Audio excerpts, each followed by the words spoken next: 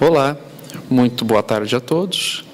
É sempre um grande prazer conversarmos sobre a doutrina espírita, né? Expormos algumas questões sobre a doutrina espírita, sobre o livro dos Espíritos, né? E também é muito bom rever alguns amigos que eu não vi aqui fazia muito tempo, né? Então é um grande prazer estar aqui com vocês. Essa exposição eu chamo mais de um grande estudo, né? Então vamos todos estudar juntos aqui esse tema sobre as paixões da alma, né? E um estudo, ele é muito frutífero quando se tem aí algumas perguntas, né? Então até me coloco aí à disposição aí para a gente dialogar, para a gente ter aí um diálogo, né? Surgindo alguma questão sobre este tema, por favor, nos ajude a enriquecer esse tema, que é um tema muito rico, é um tema muito amplo, muito profundo, e que com certeza aí, se surgir algumas questões aí sobre esse tema, serão aí bem-vindas aí para a gente estar discutindo juntos sobre esse tema, né? O tema das paixões da alma sempre foi um tema que me incomodou um pouco. Então eu lia o livro dos Espíritos, e em diversas vezes era citado o tema paixões. Mas que paixões era essa?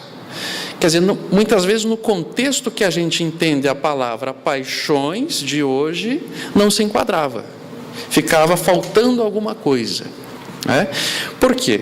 Hoje, essa palavra paixão nos remete a algum tipo de pensamento, né? A palavra paixão contemporaneamente remete a um pensamento de fulano está apaixonado pela ciclana, né? O fulano está perdidamente apaixonado pela sua namorada, ou por um objeto, né? Ou pelo seu carro, ou pela sua casa, ou por algum hobby, ou pela sua profissão, né? Então a gente tem esse entendimento aí da palavra paixão. E quando eu colocava esse conhecimento contemporâneo na leitura da obra espírita, parecia que faltava alguma coisa, parecia que tinha alguma coisa aí faltando, né? E aí é que a gente conseguiu resolver essa questão aí, utilizando-se de leitura da filosofia clássica. E aí é que vai entrar em um outro personagem aí que a gente vai citar bastante hoje, que é Descartes. Um grande filósofo, né, da filosofia clássica, que estudou bastante esse tema das paixões. Inclusive ele tem um livro chamado As Paixões da Alma. Para quem quer se aprofundar um pouco mais nesse assunto, eu diria que é um tema essencial, é um autor essencial. Embora muitos outros tenham trabalhado sobre esse tema, mas esse é um dos maiores, né? Esse é um dos maiores em referência sobre as paixões da alma, né? E a gente vai ver como se encaixa perfeitamente esse conhecimento da filosofia clássica junto com a doutrina espírita. Então Kardec se utilizou diversas vezes do termo paixões. Quando a gente une essas duas coisas juntas, o conhecimento da filosofia com o que Kardec quis realmente dizer, a doutrina se torna ainda mais bela. A gente consegue apreciar de uma forma muito mais profunda estas questões que estão no Livro dos Espíritos e em todas as outras obras de Allan Kardec, né? Vejamos um exemplo. Quando Kardec vai caracterizar a escala espírita, né? Então ele coloca lá que são 3 ordens da escala espírita, né? A terceira ordem dos espíritos imperfeitos, a segunda dos espíritos bons e a primeira ordem dos espíritos puros. Mas vamos entender um pouquinho mais o que ele quis dizer, qual é a característica geral dos espíritos imperfeitos, aqueles que estão ali iniciando, né, a sua caminhada na escala espírita. Então, diz o seguinte, na questão 101 do Livro dos Espíritos: o que caracteriza esses espíritos é a predominância da matéria sobre o espírito, propensão para o mal, ignorância, orgulho, egoísmo e todas as paixões que lhes são consequentes.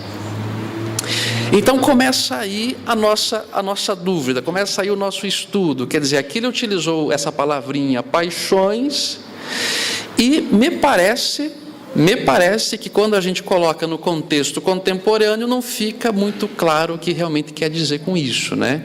Quer dizer, essa paixão que a gente entende contemporaneamente é aquela paixão ardente, né?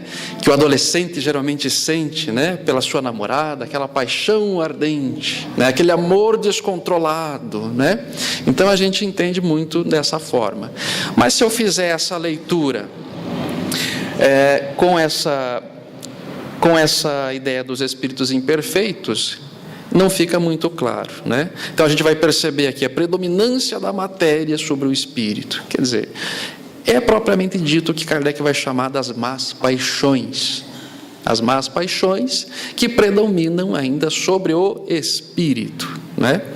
Mas então aqui é só um exemplo para a gente entender a dificuldade, né, de se entender a obra espírita de uma maneira mais profunda, sem compreender esse tema das paixões.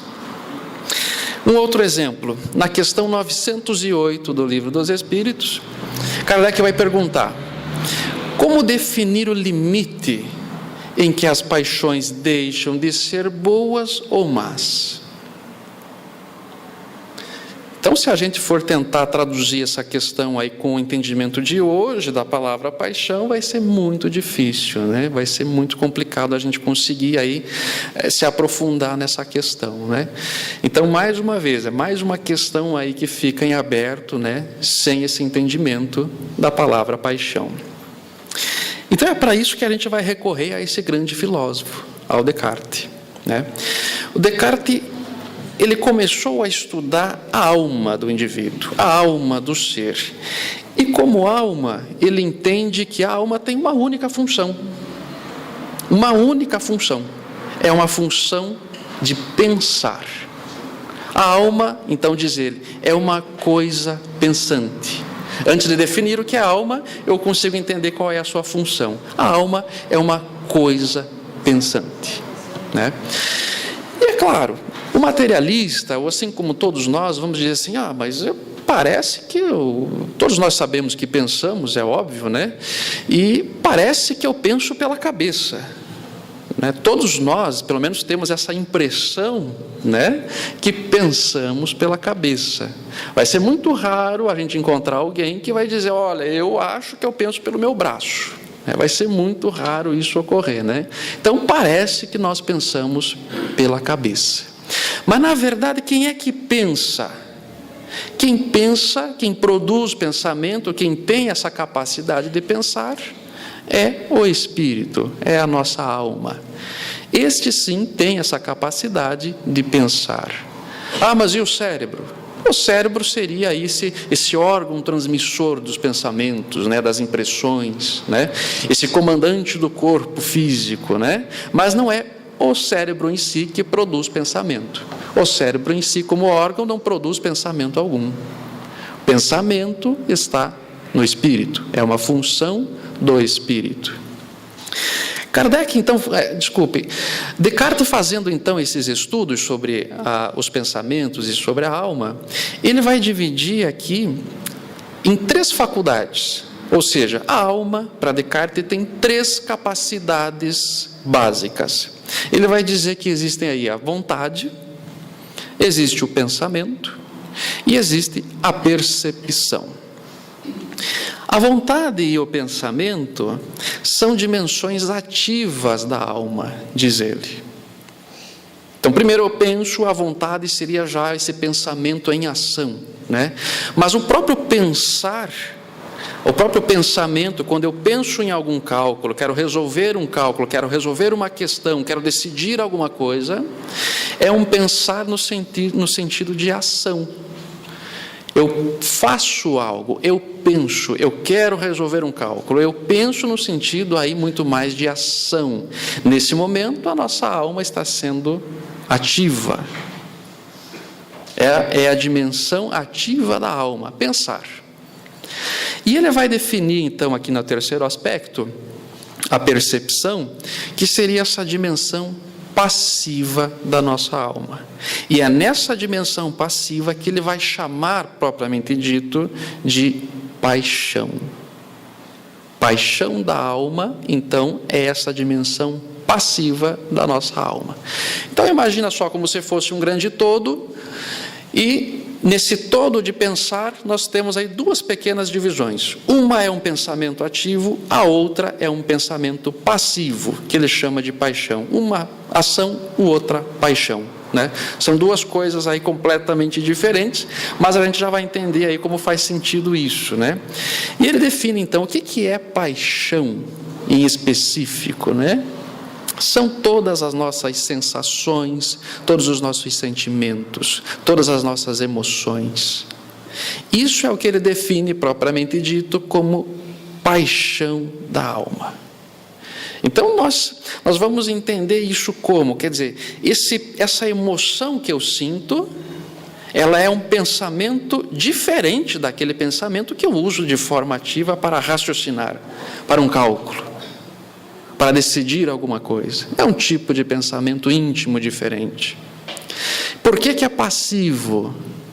Por que ele coloca que esse é um sentimento, é uma coisa passiva da alma? Porque eu não tenho controle sobre ele. Num primeiro momento, eu não tenho controle. Mas como assim não tenho controle? É como eu vejo um amigo de longa data e eu naturalmente vou me alegrar ao ver esse amigo. Não passou por nenhum tipo de raciocínio, não passou por nenhum tipo de decisão minha. Eu vi o meu amigo e eu me alegrei com ele. A visão do meu amigo, pelas minhas percepções, né, da visão, propiciou um certo tipo de pensamento na minha alma, passivamente, e me alegrou. Descartes vai dizer, a paixão é como se fosse uma certa agitação na nossa alma, que quem provocou é um ser externo, é um outro indivíduo ou um outro objeto. Quem provoca isso é sempre externo a nós.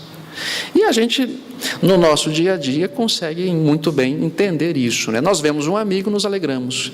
Nós vemos uma pessoa que nós não gostamos, isso nos causa um outro tipo de sentimento passivo, né? Alguém pode se entristecer, o outro pode ficar com raiva, mas tudo isso de uma forma passiva. Você não, muitas vezes nem passa pelo seu raciocínio isso, né? Quer dizer, e aí vem todos esses sentimentos, essa infinidade de sentimentos e emoções que nós sentimos, são todos eles frutos dessa passividade. Quer dizer, nós somos passivos a isso.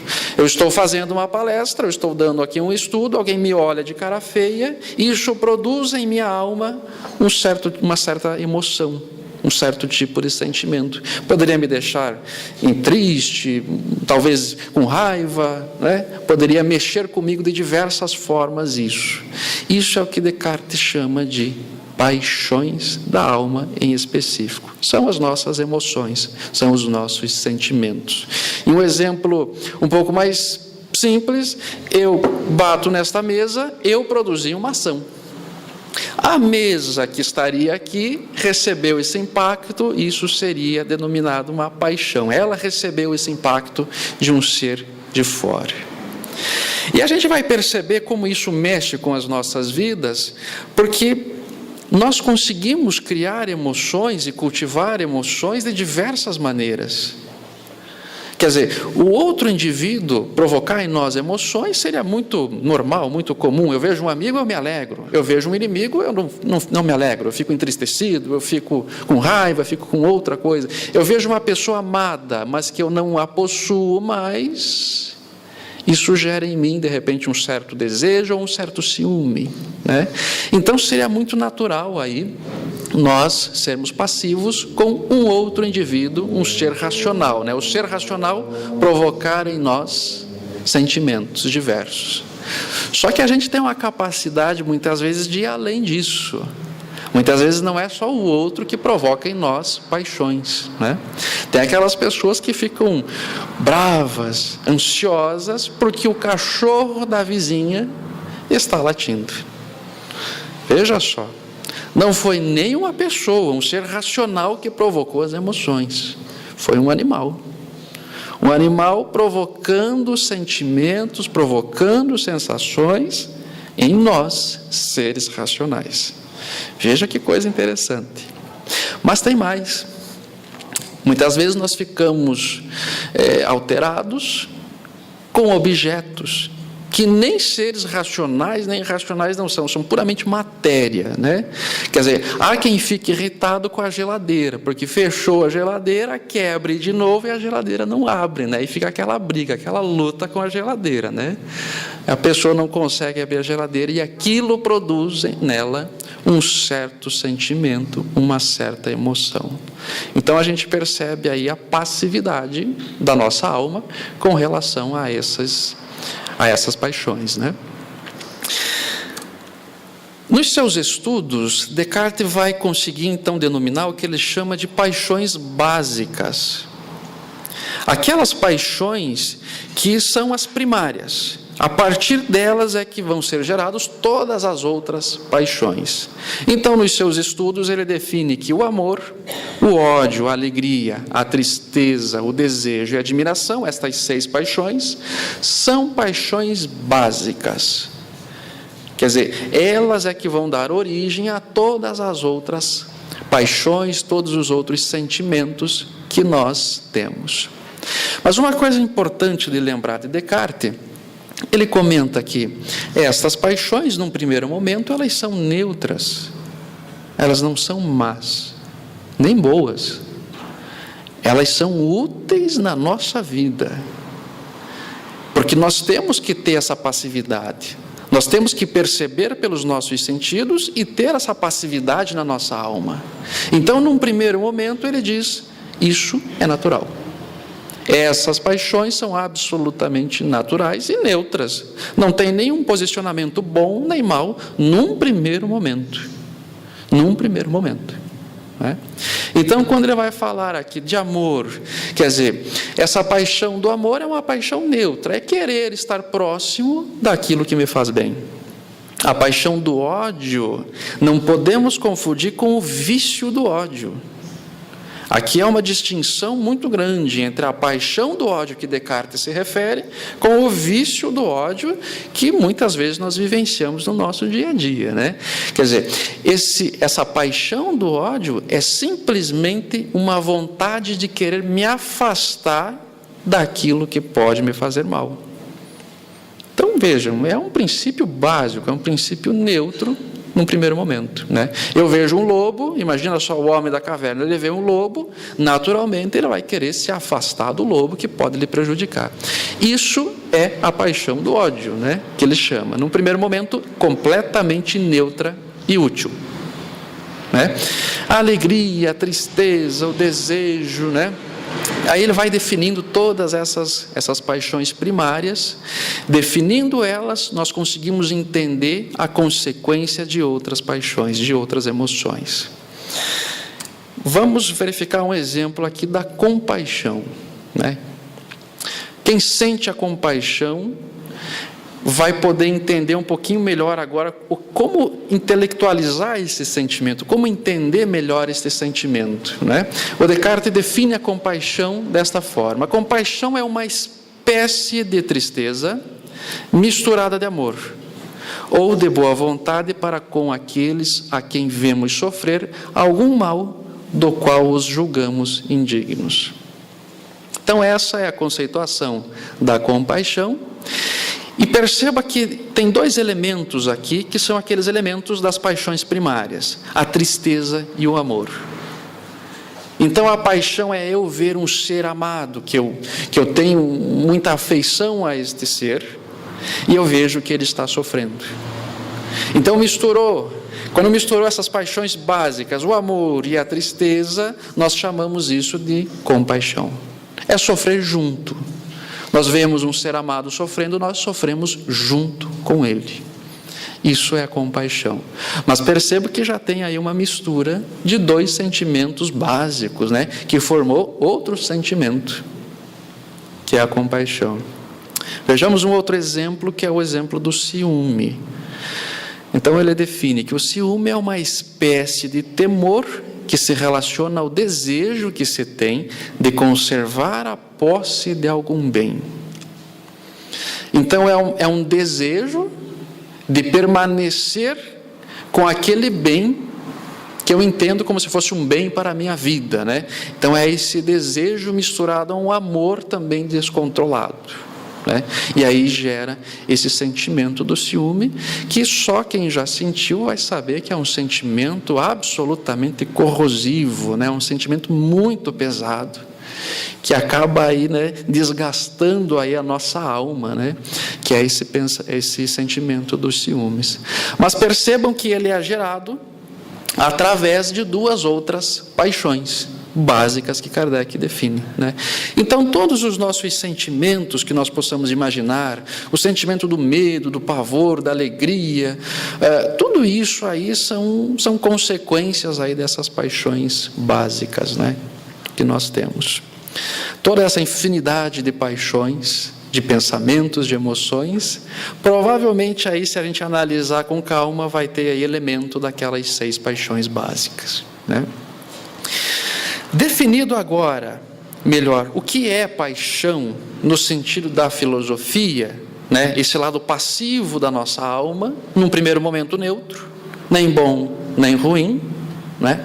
Agora vamos voltar para Allan Kardec, vamos voltar para a doutrina espírita, que aí nós vamos conseguir extrair alguns elementos a mais destas questões.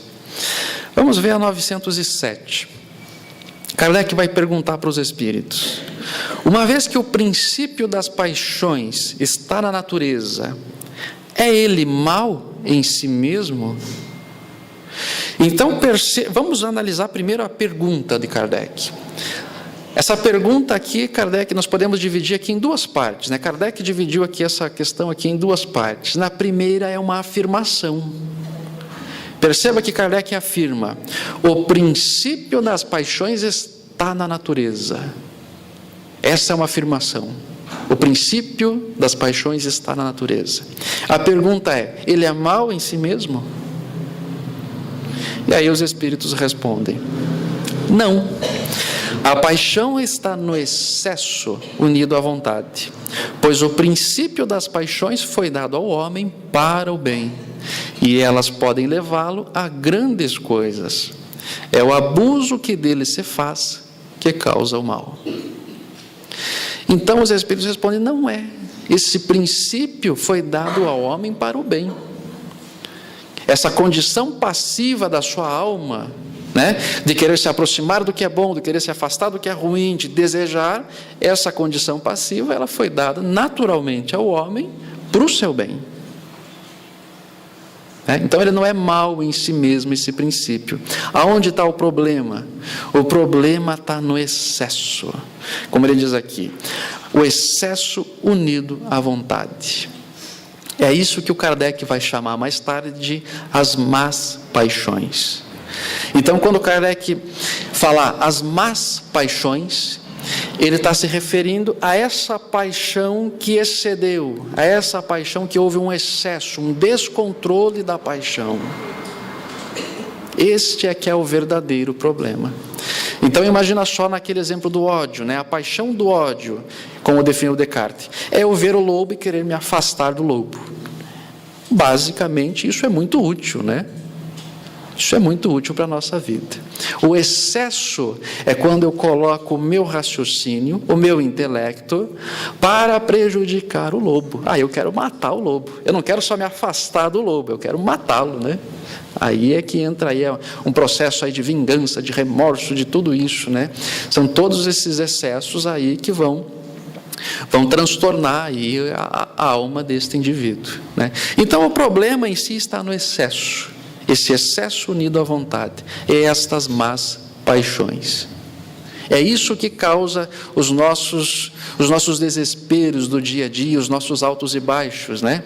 Nós estamos muito bem, saímos de casa muito bem, estou feliz, estou alegre, acontece alguma coisa no trânsito, um indivíduo buzinou fortemente, um indivíduo me fechou no trânsito. Passivamente é claro que eu vou ouvir a buzina, passivamente é claro que isso vai produzir algo, mas aí o que ocorre muitas vezes é o excesso. O excesso é que vai me gerar daí o vício do ódio. É aquele indivíduo que daí vai começar a discutir no trânsito, que vai querer prestar contas aí com outro indivíduo. E a gente vê muitas vezes aonde isso vai dar, né?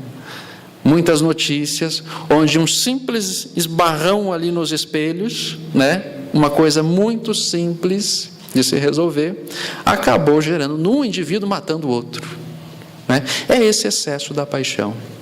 Num primeiro momento isso foi útil, mas eu incluí aí um grande excesso, raciocinei em cima com os meus vícios, tornei isso um ódio, uma raiva, e acabei matando um indivíduo. Ou aqueles crimes passionais, né, que se chamam crimes passionais, né, por ciúme. Quer dizer, é um amor completamente descontrolado, é o excesso. Esse aqui é o grande problema, que faz com que uma outra pessoa perturbe ou até tire a vida do ser amado, né?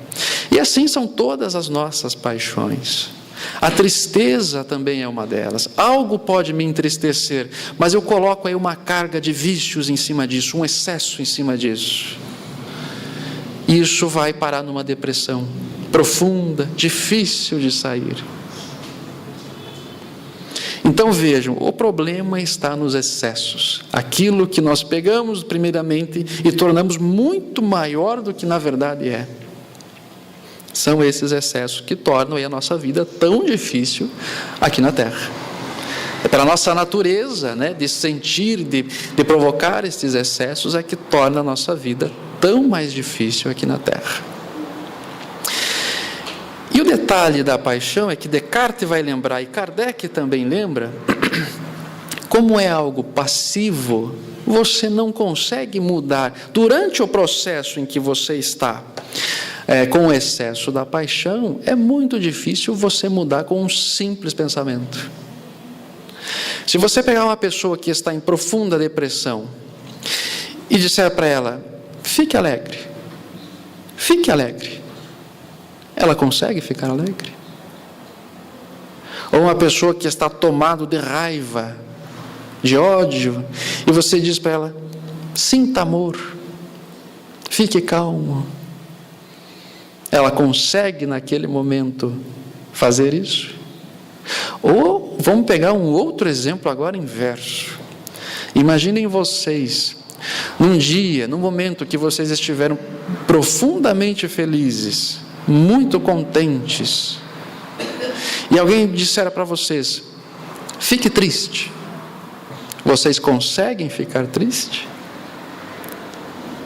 Então perceba que isso é a passividade das paixões. No momento que nós sentimos e que nós excedemos isso, nós somos passivos a isso, não é? É muito difícil aí romper esse processo no momento. No momento. Quando o processo já começou, é muito difícil você pará-lo, né? E aí é que dá essas explosões, né? Ou uma explosão de alegria descontrolada, um amor descontrolado, um ódio descontrolado, uma tristeza descontrolada. E é muito difícil você romper esse processo no ato, né? Vamos analisar agora a próxima questão, que Kardec daí vai pedir, né? Vai pedir mais orientações sobre esse tema das paixões.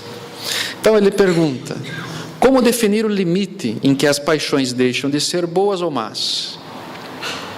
Aí a resposta dos espíritos, as paixões são como um cavalo, que é útil quando é dominado, e que é perigoso quando é ele que domina.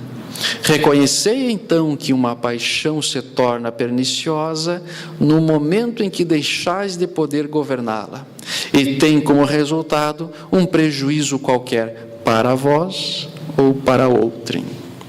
Que resposta magnífica dos espíritos! Quer dizer, ele faz uma analogia aqui com um cavalo muito forte, um cavalo puro sangue, muito veloz, muito forte, que é muito útil se está sob as rédeas. Imagina só esse cavalo muito forte, puro sangue, muito veloz, sem as rédeas. Aonde que vai parar? Então essa analogia aqui que os espíritos fizeram do cavalo foi absolutamente perfeita, né? As paixões são isso, muito úteis, mas se bem governadas. Elas têm que estar sob as nossas rédeas, sob as rédeas da razão. Aí sim elas são muito úteis. Deixe as paixões, deixe as emoções à vontade. Aonde vai parar? Ninguém sabe. Mas provavelmente o caminho não vai ser bom. Esse é o grande problema das paixões. E você consegue perceber em que momento isso começa a lhe prejudicar? Em que momento eu posso definir, né? Até aqui é bom, passou disso é ruim. Né? Os Espíritos nos dizem aqui, ó, você reconhece que uma paixão se torna perniciosa no momento em que deixa de poder governá-la. E tem como resultado um prejuízo para você ou para outra pessoa. Que coisa interessante, né? Aí é que está o limite. Aí é que está realmente aí o processo aí do intelecto. Quer dizer, eu comecei a perceber que esta paixão aqui está me prejudicando. Ou estou prejudicando uma outra pessoa. Esse é o limite. A partir daí a paixão está desgovernada. A partir daí é um grande problema. Então, é muito importante que a gente coloque os nossos esforços aí para tentar colocar esse cavalo nas rédeas, né? Deixar que a nossa razão, o nosso intelecto seja de fato o guia das nossas paixões. Vamos ver aqui uma outra questão que o Kardec nos coloca. O homem pode encontrar nos espíritos uma assistência eficaz para superar suas paixões? Então já é aqui o Allan Kardec perguntando se nós podemos, né, contar com os espíritos para superar essas más paixões, né, para nos ajudar a controlar as paixões. Se ele pedir a Deus e a seu bom gênio com sinceridade, os bons espíritos virão certamente ajudá-lo, pois é a missão deles. Então os espíritos vêm relembrar mais uma vez, todos nós, sem exceção, temos um anjo da guarda, sem exceção. Do Hitler até o Chico Xavier, todos nós temos um anjo da guarda, sem exceção. E este anjo da guarda que nós temos, diz no Livro dos Espíritos, é, no mínimo, um espírito bom da escala espírita. No mínimo, um espírito bom. Se a gente for reler a escala espírita, nós vamos relembrar lá no início, né, os espíritos imperfeitos são aqueles que ainda sofrem das paixões. São aqueles que ainda têm aí todos esses processos de inveja, de ciúme, de descontrole das paixões. Ou seja, é a matéria que está preponderando sobre o espírito. A segunda ordem dos espíritos, os espíritos bons, já passaram por isso. Eles já não sofrem mais das más paixões. Já não sofrem mais. Já superaram isso. Eles já são senhores dos seus sentimentos. Num exemplo hipotético aqui, quer dizer, enquanto nós nos incomodamos gravemente com um ser que está no trânsito e buzina, ou para em fila dupla, ou que corta a nossa frente, quer dizer, isso nos enche de raiva, ou de indignação, ou de qualquer outro sentimento ruim. Um bom espírito no nosso lugar não sentiria nenhum problema com as paixões, não sentiria nenhuma má paixão, não produziria nele nenhuma alteração má na sua alma. Veja só que maravilha, né? Deve ser muito bom ser espírito bom, né, Evaninho? Deve ser uma delícia ser espírito bom, né? Porque a gente ainda é muito... A gente depende da nossa felicidade muito do outro, né? Quer dizer, se o outro está bem, eu estou bem. O chefe está de bom humor, eu estou de bom humor. A esposa está bem, eu estou bem. O trânsito está fluindo, eu estou bem. O trânsito está mal, eu estou mal. O chefe está de cara feia, eu estou ruim. Quer dizer, então a gente aí condiciona os nossos sentimentos muitas vezes ao outro. Não há como ser feliz assim. Não tem como ser feliz assim. Enquanto eu não for senhor das minhas paixões, senhor dos meus sentimentos, não há como ser feliz. Então veja só esse exemplo do bom espírito. Pode ocorrer qualquer coisa na vida dele, ele não se altera. Um bom espírito não se altera. Não há mais esse processo da má paixão.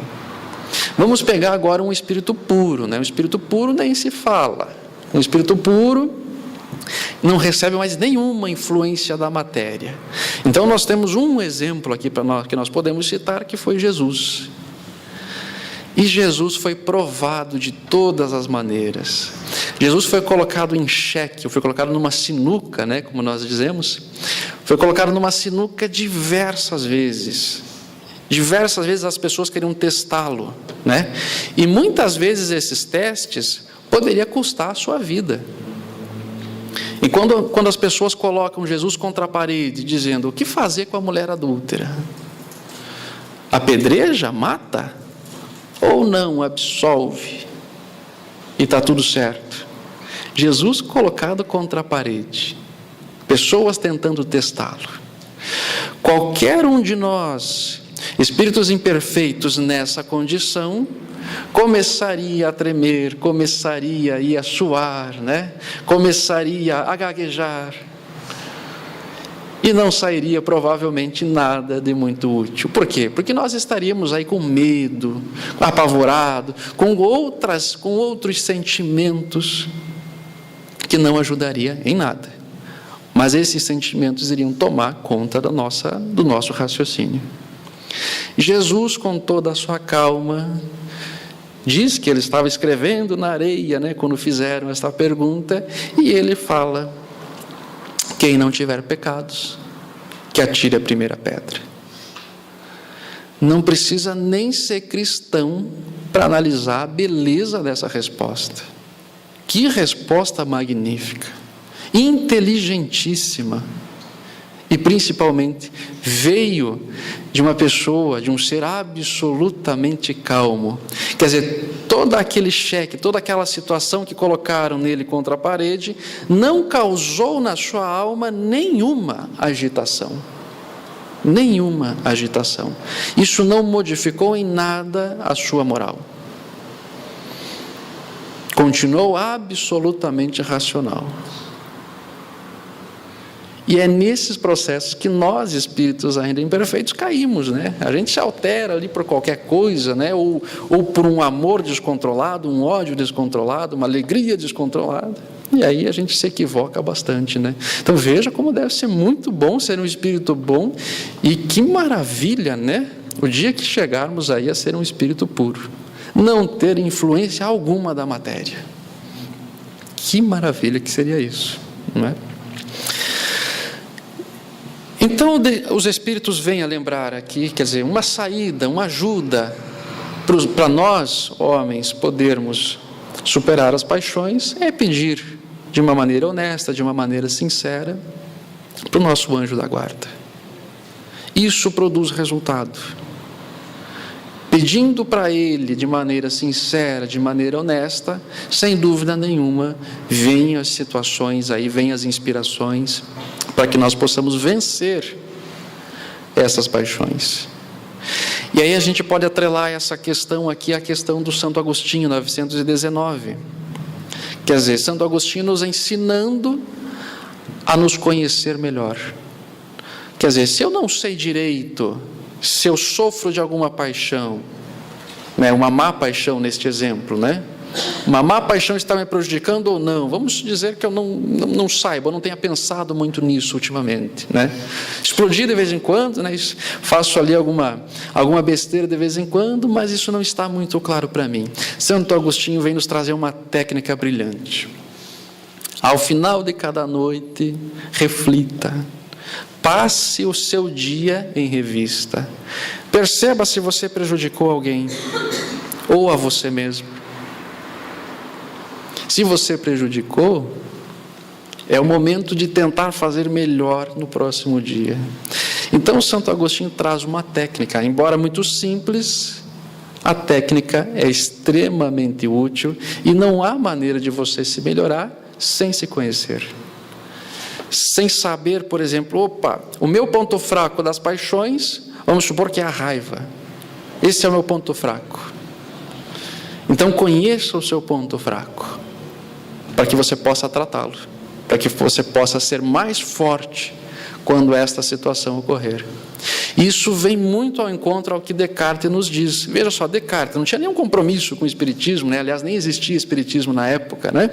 E o Descartes, então, vem nos trazer aí um ensinamento também, uma técnica também para nós vencermos as paixões.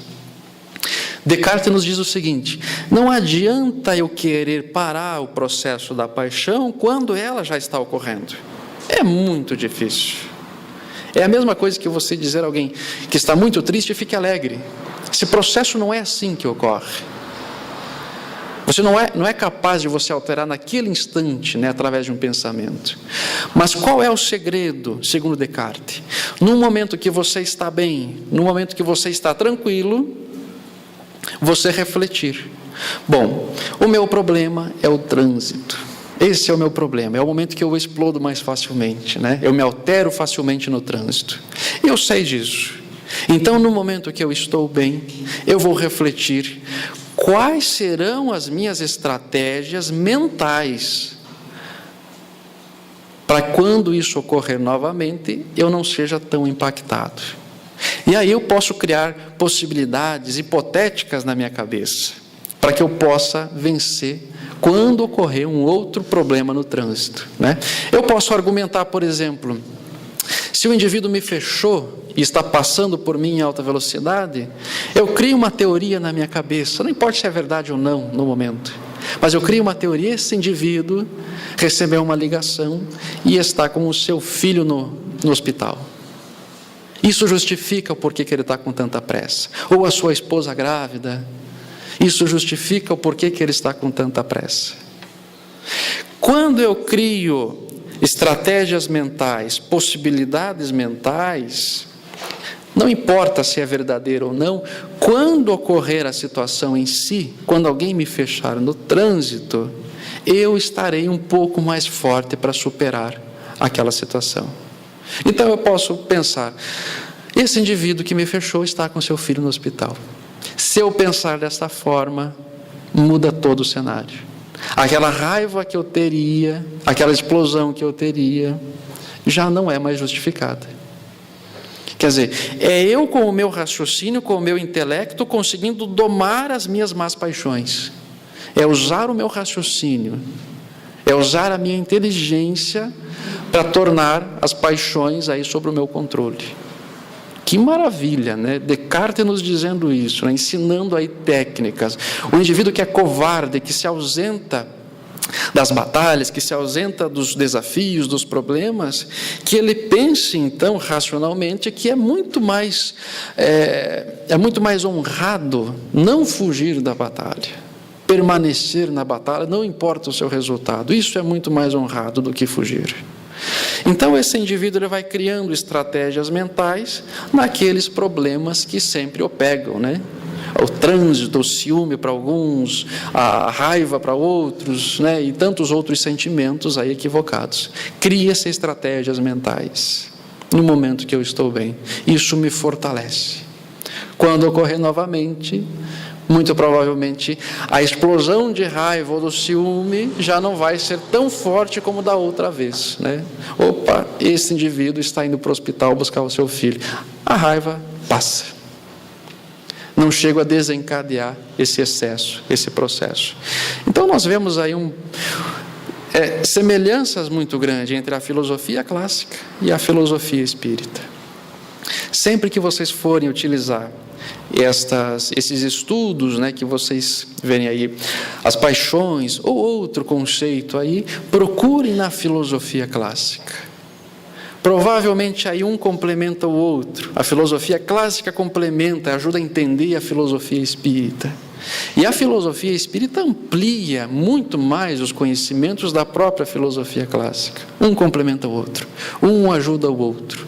E assim nós entendemos mais ainda essa beleza da filosofia espírita, que é essa grande filosofia, né, que nos ajuda tanto em todos os momentos.